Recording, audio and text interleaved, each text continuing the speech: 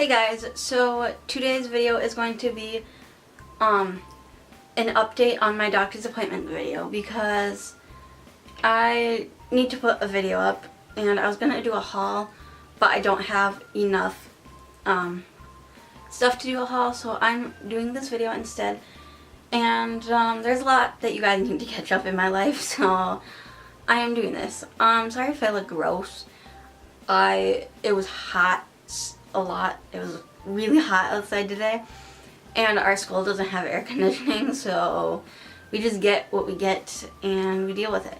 So I had someone put my hair up for me and it's really messy now. But yeah, so I think we're ready. Let's get on with the video. So I'm going to start with Wednesday, May 11th. I have notes over here if you see me looking over here. So yeah.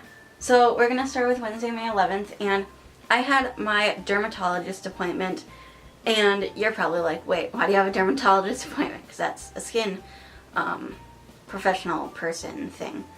And I had a dermatologist appointment because I have this rash on my legs, and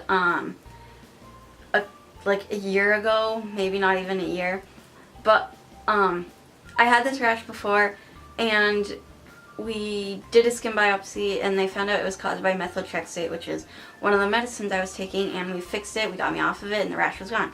Not gone. But about 4 to 5 months earlier, or like 4 to 5 months before May right now, my mom was like, wow, your rash is almost gone. And then by the middle of January or February, or by the middle of January or beginning of February of this year, the rash came back. So now we don't know what it's caused from. So we went to the dermatologist on Wednesday, and she said that it is possibly a vitamin C deficiency, which if you don't know what that means, it means you don't have enough vitamin C in your body, which we don't think it's caused by that, but we just went with it. And I'm now taking vitamin C gummies, and I'm putting a steroid cream on my legs, and I have to use the cream for a month, and if it doesn't work, then they're most likely going to do a skin biopsy to find out what it is. And yeah, and then I had a lab appointment after that. After the dermatologist appointment, I had a lab appointment to check all my vitals because I was having a procedure on Thursday, which I'll get to in a minute. But yeah, so they just wanted to check all my vitals and make sure my body's like all okay and ready for Thursday. So now comes Thursday, May 12th. The procedure was the only doctor's appointment I had the entire day, so after the procedure, we went to the hotel and I slept. But we got to the hospital around 7, and we got checked in, and about like not even 10 minutes after we checked in, they brought me back, and the nurse came in and brought a gown for me, and she checked my vitals and checked everything, asked me questions like, do we smoke, the tobacco, am I healthy, blah, blah, blah, all those questions. And so we answered those, and then a anesthesiologist and his helper nurse person, I don't know what to call her, came in with the IV supplies. And I was like, that's the IV stuff, isn't it? And they're like, yep. If you guys don't know this, I have had so many needles poked into me my entire 16 years of living, and I am 16, almost 17, and I still hate needles. Like, to this day, if I have to go to the doctor and I get needles, I start to tear up because, sorry, that was my mom's phone, because it's just, I just hate them. Yeah, so I don't, like, force them away, but I don't really like them. But yeah, so they came in with that stuff, and they looked at my left foot first to see if there were any veins, and there weren't really any veins that were coming to his eyes. So then they looked on this is probably my right arm to you guys, but it's my left arm.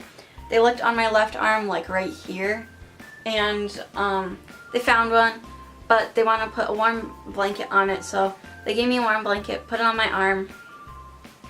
Sorry, I'm talking really fast. They gave me a warm blanket and put it on my arm to make the vein pop. And then, that sounded weird, make the vein pop out so they could see it better. And then another nurse came in with some relaxing liquid stuff, and she said it would just relax me. It wouldn't put me to sleep, but it would just relax my body. And it actually did. It really did. And once that took about like 10 to 15 minutes to actually like get me all loopy and stuff, because that's what they said it would do, would get me kind of loopy. So then the nurse and the anesthesiologist came back, and they were gonna put the IV in, and they did the J-tip, which if you don't know what that is, it's numbing cream, and it's like in this tube thing, and they push a button and it pops out, and the sound is like when you open a pop can. So they did that, and then I must have I don't know what I was doing. Either I was way too worried or the relaxing stuff really worked, because after they did the J-tip, I don't remember like anything at all. Yeah, I remember seeing the IV in me, like in my arm, but I don't remember a lot of stuff. But yeah, so I don't even remember like after the procedure and they got me into like the relaxing room or whatever you call it. I don't remember anything. We went to, sorry, I'm like all over the place. After that, we went to the hotel and I slept for a few hours. And after I woke up from the nap, I looked at my arm and there's a Band-Aid on my arm, and I remembered it was from the IV. But in my mind, I was like, how did they get a Band-Aid on my arm? And then I really got to thinking. I was like, okay, how did I get dressed? How did they get me to the car? I mean, they got me into the car in a wheelchair, but if I don't remember this stuff, how did it happen? Like, you know, I don't know.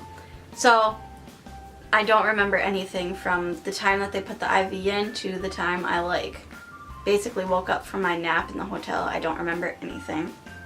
And then this is a quick little off statement type of thing.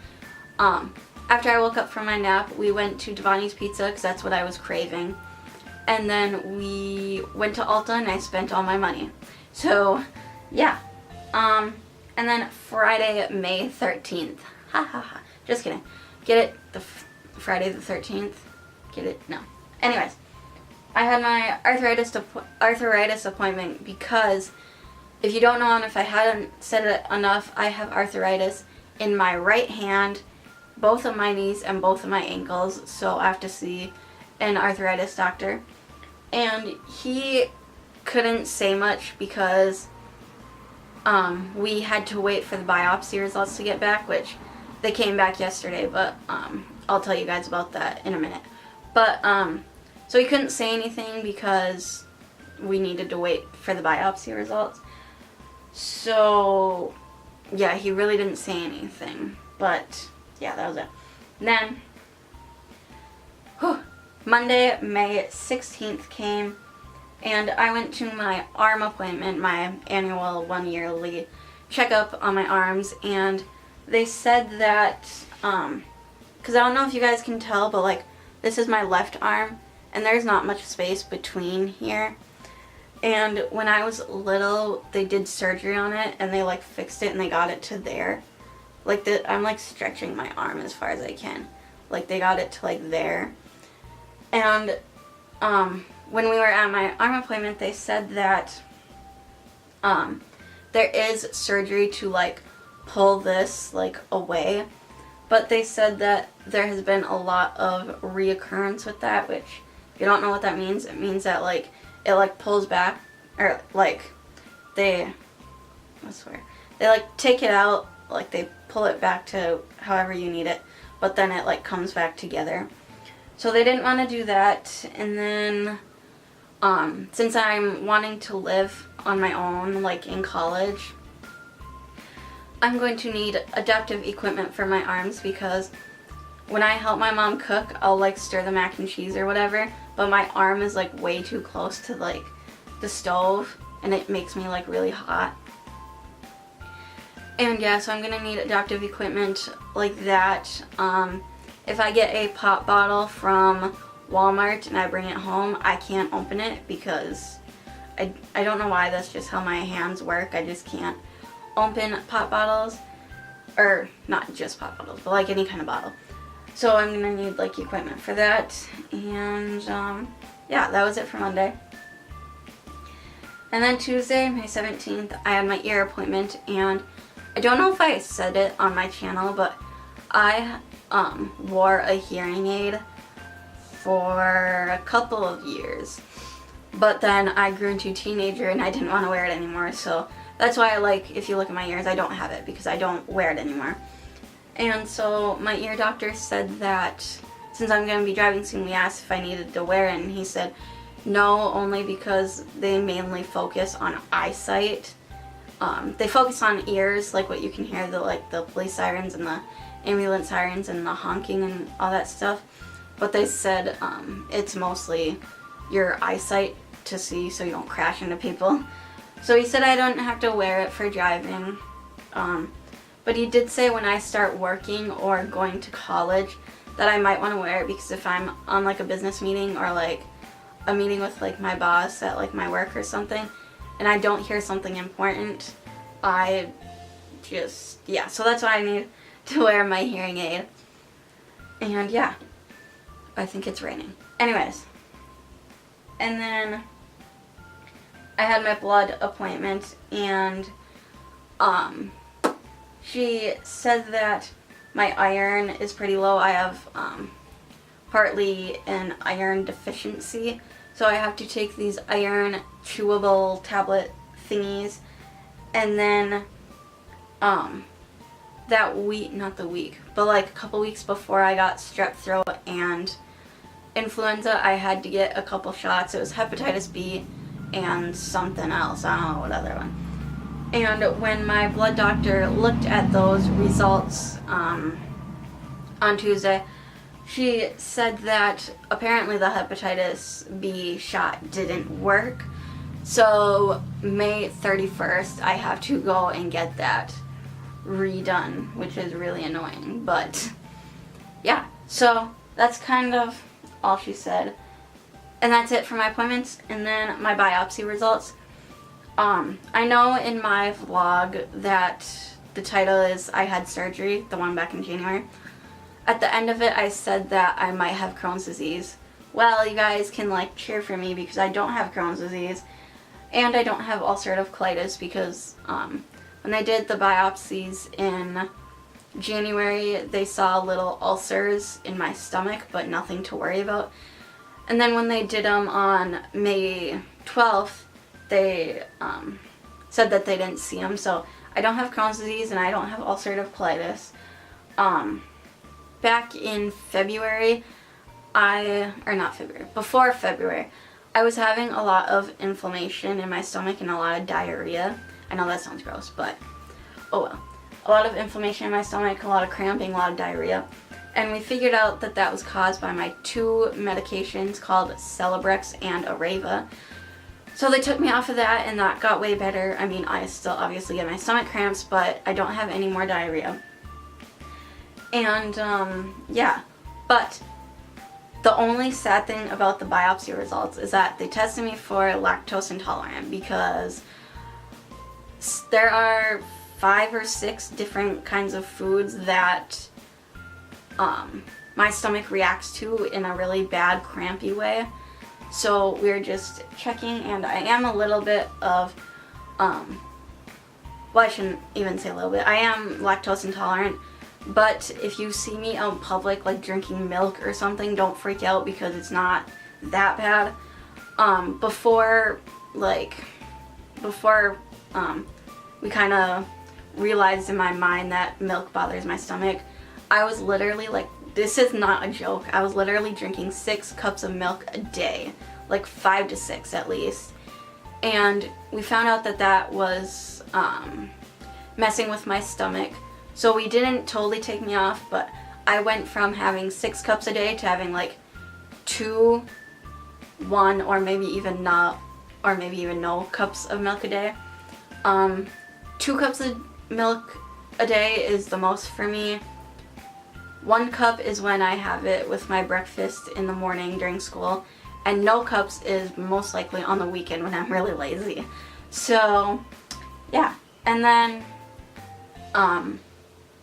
So I'm lactose intolerant, but once again, if you see me drinking milk or anything dairy, basically don't freak out because it's not that bad. But I did notice that like hot and spicy stuffs really mess with my stomach. Pickles, banana peppers, flaming hot Cheetos, Chinese food, like all those hot spicy things mess with my stomach. I don't know if pickles are like, I don't know if pickles are like hot and spicy, but they must have something in them, because if I eat like even 2 pickles, it messes with my stomach so much. So I know the foods that I can and can't have. So yeah, I don't know how long this video is because my screen doesn't say it, but I hope this video wasn't too long, and I hope you guys enjoyed this video, because first of all, I don't really have a video to put up right now. I'm working on a last week of school outfit of the week video, because this week is my last week of school. So that will hopefully go up on like Friday or Saturday. And yeah, and then I was gonna do a haul, but then I realized I don't have enough stuff to do a haul, so that's why I did this video. And I didn't do this video because I needed a video to go up. I did this video because I don't know if you guys are wondering, but you might be, like about all my doctor's appointments and stuff. And yeah, and the only reason why I did this video today was because we got the biopsy results yesterday, so we kind of know everything. The only things we don't know is what we're gonna do with my rash. So yeah. Oh wow, I'm stupid. I left something out. So for since we got the biopsy results back, I don't have Crohn's disease, I don't have ulcerative colitis. I'm pretty sure they're gonna put me on Humira, and I'm pretty sure you've seen the commercials on TV. They don't say it, but it's an injection that you get once every 2 weeks. So I'm most likely going to have to get that. But yeah, the only reason, sorry, I forgot this part. The only reason why I don't want to do Humira is because with my TAR syndrome, which is the syndrome that makes my arms like this, I have a 1 in 1,000th chance of getting leukemia, which is cancer, if you didn't know. And if I take Humira, which I still most likely will, but if I take Humira, that chance will go higher. So if I take Humira, it's an easier chance for me to get leukemia. But yeah, we're not really gonna worry about that right now. And they also said if I get strep throat while I'm on Humira, we need to like treat it like really good. Like if I have a fever, take me to the hospital, because they said that Humira can like suppress your immune system, which means like make your immune system like not work as much as it could without the Humira. So that's also why I don't want to be on Humira, because I don't want to be more sick than I actually am. But yeah, and another thing I don't want to be on Humira is because it's injection. But it's only once every 2 weeks, and that is only 2 times a month. So yeah, I think that's now all I have to say. I hope you guys enjoyed this video, and if you did, please give it a thumbs up, and honestly, please pray for me, because we don't really have any upcoming appointments. I want to know what's going on with this rash. Don't really want Humira, but I'm most likely going to have to take it. And yeah, so just please pray for me, and hopefully I get like better and stuff. And yeah, I'm losing my voice. I think that's it. I will see you guys in my next video. Bye!